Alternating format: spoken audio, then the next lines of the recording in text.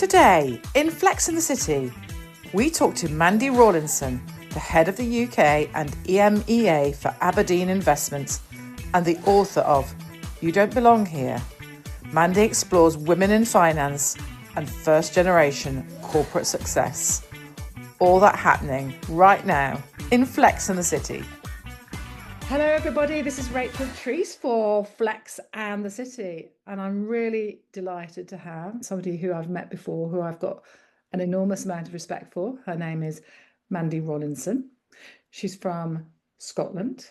She works for Aberdeen Investments, and she is the head of UK and EMEA for Aberdeen Investments, and she's also a fantastic author, Mandy, for a book that was released in February, just before International Women's Day, called You Don't Belong Here.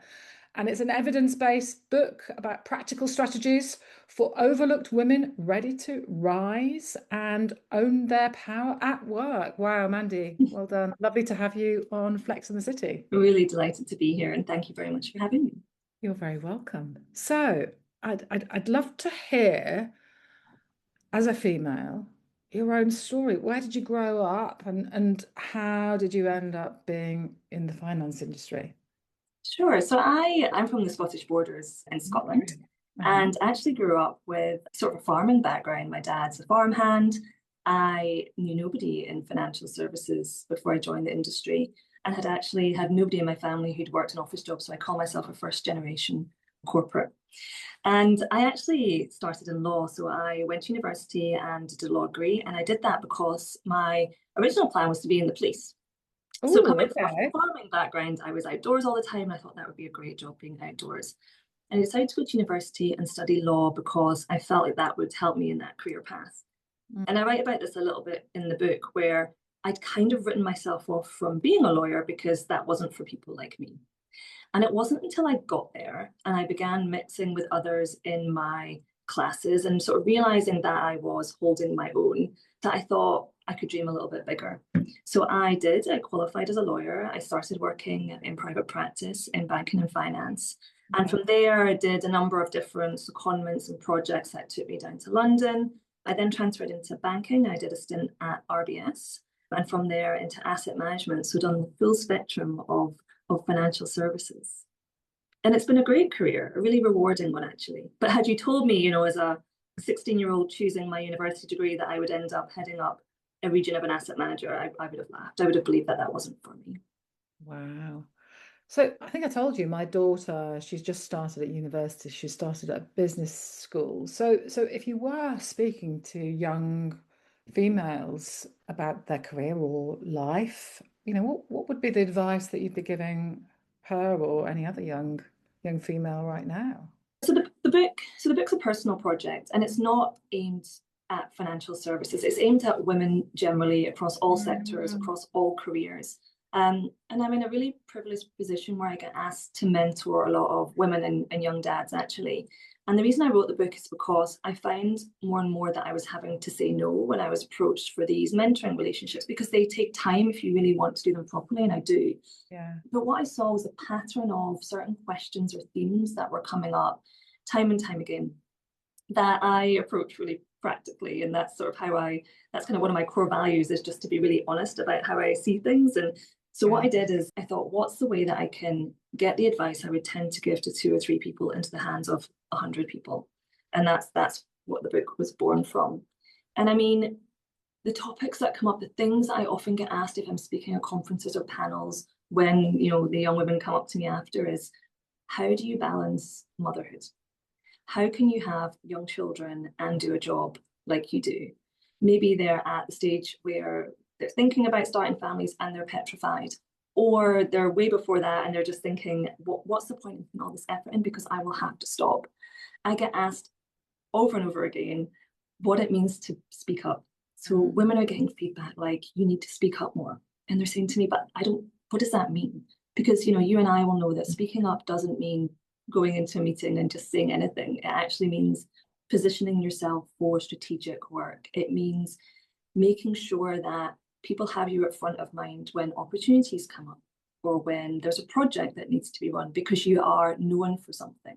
These are things that were sort of coming up that I put into the book. For any young women approaching me, wondering what to do with their career, it's a really tricky one because it depends on you and it depends on what you want from your life. We all have different support networks, we all have different desires and skill sets. And I think, you really need to just find something that is yours, that you enjoy, that you're good at. Yeah, absolutely. So going back to the world of financial services, I'm curious, you've got a 4-year-old and a 7-year-old, right? I do, yeah. Two girls. Do they know what mum does? They're quite little. So, I mean, Yeah, they know that I work hard yeah. and they see that. And they see that I travel a lot. They're very used to mum and dad working and mum and dad having to get on an airplane. And to them, that's very normal. Do they know exactly what I do? No. Do they know that I like it, that I find it difficult sometimes, that I lead people? They do know that. And we talk a lot about, if I think about conversations I might have with my 4-year-old and I'll say, what does a boss look like? And to her, it's very normal that a boss would be a woman because in her nursery, it's a lady who owns the nursery. So if I say to her, what does a boss look like? What does a leader look like? She'll say to me, oh, that's Janet. And I love that about her. So to her, this is nothing new. And I'm just mum. I did do a sort of anti-money laundering project a wee while ago. And that was very interesting because that was a lot more tangible for them. We could talk about money and banks and bank accounts. And I could show them my online bank account and show them what could happen if something went wrong. And that was more tangible. Heading up a region is a little bit tricky. What is interesting though is I've started doing a lot more talking over the past few years. So they have seen pictures or videos of me on stage and maybe panels or keynotes. And it's hilarious because I come home from those and they're like, what did you sing today, mummy? And I'm like, that's not what mummy does. Brilliant. I mean, they're little brains. They try. Oh, yeah, I think you're going to need to come up with a song, a song Yeah. for the industry, something like that. So again, talking about the industry and talking about young people, we're in this, I guess, a transformative part of history right now. What skills do you actually think are going to be needed in the industry in the It, coming years? It's a really, really tricky one to call. If we all had a crystal ball, I do really feel for young people coming out of university right now. And I mean, even thinking ahead to my own children, what advice am I gonna give them when it's their turn to choose their subjects, their future careers? I don't know. I think what I do know is that skills that have always been important are going to come through. So things we call soft skills, and I don't necessarily like that wording. I don't think they're soft. I think they're very important skills. Storytelling. I do see a world where we're going to be leaning very heavily on AI to do some of the heavy lifting for us, and I'm excited by that. I think that could unlock a lot of efficiencies and a lot of potential. But what it means is we're going to have leaders who can bring people along because the data alone isn't going to convince people to act a certain way, to invest a certain way, to be employees in line with your culture. I think storytelling, I think judgment is important. I think problem solving, I think those skills, I think empathy. I don't see a world where we are not going to have people within it. And I think what's particularly exciting about being a woman, and to your initial question about young women, is women tend to be very skilled in those areas. So those holistic thinking, tying things together, the critical thinking, those are skills that actually women tend to excel at. So I do hope that this is going to also create opportunities for women as well, more women into leadership.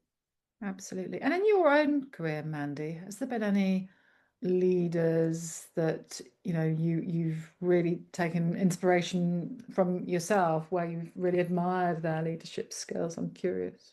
So I think there are people I could name. What I would say there tends to be a style of leadership that I really admire. I mean, our industry is difficult, and it's difficult because we're dealing with people's money, and because it's a huge responsibility, and it's emotional, and the industry has had some hiccups. I sort of came out of my law degree at the time of the financial crisis, so I sort of grew up in that chaos, and we are seeing sort of the repercussions of that. We get the regulation that we deserve, and let's face it, it's taken a while to sort of start getting that trust back, and I really hope that we are getting there. But the leaders that I really look up to are those that hold their integrity under pressure, you know, that stay calm, that see the bigger goal, that are less reactive because we are grounded in doing the right thing. And there are lots of them. I've been really lucky to work with some exceptional leaders. Amazing. If you could wave a magic wand, Mandy, over, you know, the industry, and some incredible thing was to happen overnight, and you were really the fairy godmother, what would you love to happen? I think it has to be more inclusive. I think the industry is doing well, but there is more to be done. And this isn't gender, this isn't a male female, I mean inclusivity across all spectrums. I was lucky enough to be involved with Future Asset competition recently. Now, if you don't know what Future Asset are, they are a charity aimed at girls who are school ages and sort of showing them careers in financial services, mainly asset management, and what those careers could be. They held their finals competition in Edinburgh recently, and I was along as a judge for that. And it was really interesting to me. So that's a competition just for girls. But even within that room of girls, the diversity was huge in terms of background, cultural, race, you know, there was neurodiversity. And so many of the girls that I spoke to said to me during that competition, we thought asset management was just maths. And so because of that, we weren't really that interested. What we've realized from today is that it's presentation skills, it's analytical, it's teamwork, it's marketing. That was really exciting to me. And I think we need to do a better job at showing the full spectrum of what financial services careers can be. You know, governance professionals, compliance professionals, you know, social media professionals, all of this is needed, and it's an ecosystem. It's not just the investing part. And even within the investing part, that's more than just maths. You know, I'm a law background, so I'm a sort of arts degree background. And I mean, even being able to say that to them, which is, you don't close yourself off when you get your skills and you sort of navigate your career and you take all the squiggly opportunities that come up and you find yourself in a destination that is not maybe where you knew you were going to go, so not being closed off. But I do think as an industry, if I could wave my magic wand, it would just be showing people how great and how many opportunities are here. You know, when I talked to these girls were 14. I mean, they were young, they were girls. And, you know, I was telling them, like, I've traveled the world with this job, and it's not the reason I chose it. It's very much a byproduct, but finance is global. And if you want a truly global career, this one is excellent. Yeah, honestly, man, I love what you're saying. I think I briefly spoke to you before we started recording about the fact that Flex in the City is here because we need to make financial services exciting. Or, you know, it always has been exciting. We just need to make sure that the world knows it's exciting from a career perspective. So thank you, Mandy, for making it exciting. Another question about your book. As you wrote your book, what was probably the biggest, I suppose, epiphany as you sort of did that work? It probably came after. I mean, when I was writing the book, I obviously believed that it was needed, or else I wouldn't have done it. I mean, it's a lot of effort and work, and I was squeezing it into all sorts of pockets of time I had, you know, kids and swimming lessons, and you're typing on your iPad, and, you know, waiting outside in the car park for brownies to finish or whatever you're doing. I think the epiphany I've had, though, really is coming from the feedback I've had after. I didn't realize quite how much it was needed, because some of the things in there I think are very basic, very simple. It turns out that's actually what people need. When people are feeling overwhelmed or stuck or backed into a corner, like they have no options and nowhere to go, sometimes just saying to people, take a pen and paper and just write down the 3 things that you think you're really good at, that, you know, look at your past performance reviews. What's the consistent feedback that comes up time and time again that you do easy? That is easy to you, because that might just be your secret sauce. And let's not assume that because it's easy to you, it's easy to everybody else. To me, that's very simple. But I mean, just those little things to get people unlocked from that stuckness. And the messages have been beautiful and so lovely to receive. So I think the epiphany has really been that it was needed. Because when you're doing something like that, it's very vulnerable. You know, you're putting yourself out there. And I write in the book about imposter syndrome, but you feel it yourself. Of course you do. We're human. You know, you'd never get rid of imposter syndrome. You just have to learn how to sort of push through. and use it as an advantage, use it as a fire to light you as opposed to a brick wall to stop you. So that's been really interesting. So Mandy, when you're not working hard and doing the day job or being a wonderful mum and wife, what else do you love doing in life? I like things that allow me to switch off. So I really enjoy the gym. I have a background in professional sports, and I go to the gym not really to work hard, but I go there for me time. You know, I love listening to my music and going somewhere and just carving out a little bit of time that's just for me. And I feel like when you're doing something like lifting weights, you really have to focus on what you're doing so you don't hurt yourself. And it means you have to turn off that work piece of your brain. You know, the world we live in now is 24 hours a day, 7 days a week. You're accessible everywhere. And so I think being able to create that bubble where I can make it go away just for that little period of time is really helpful. Because I do really believe that when you rest, you come back more strategic.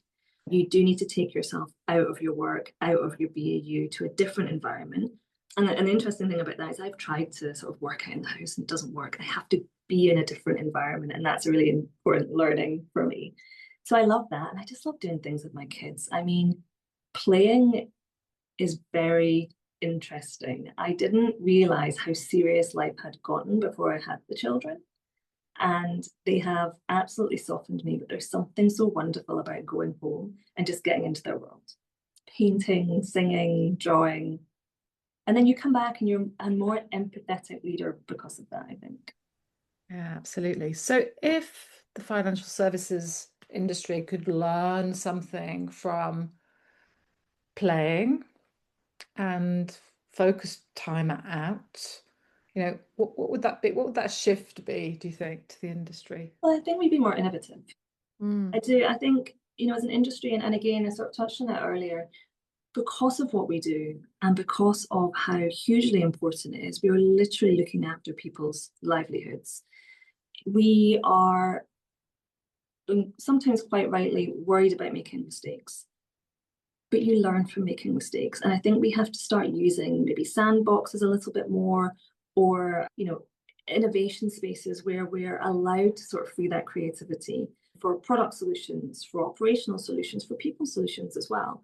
Because I don't think we're always that great at that. And when we look at the way the world's moving, when we look at AI, when we look at digital currencies, when we look at other things that are going to be coming our way, I mean, I think the innovation is going to be really key. Things that some of the challenger banks are doing at the moment are wonderful. And you kind of take a step back and you go, how have they managed that? And it's because they aren't afraid to fail, because in the beginning, they have very little to lose. When you work for a large asset manager, a large established bank where there's 200 years plus of history, I mean, you have brand and name and reputation. So I think that's something we could all learn from.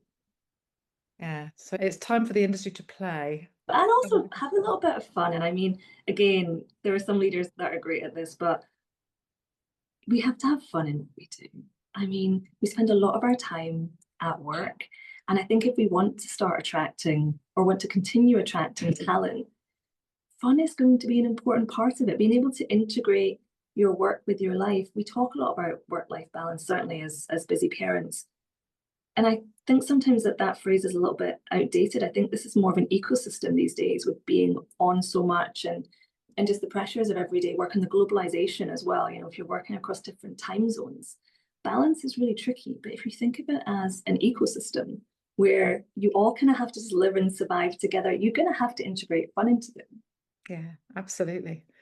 Mandy Rawlinson, thank you so much for being with us on Flex in the City. It's been an absolute joy to talk to you. Growth mindset of the highest order. Thank you so much, Mandy. It's been lovely to be here. Thank you.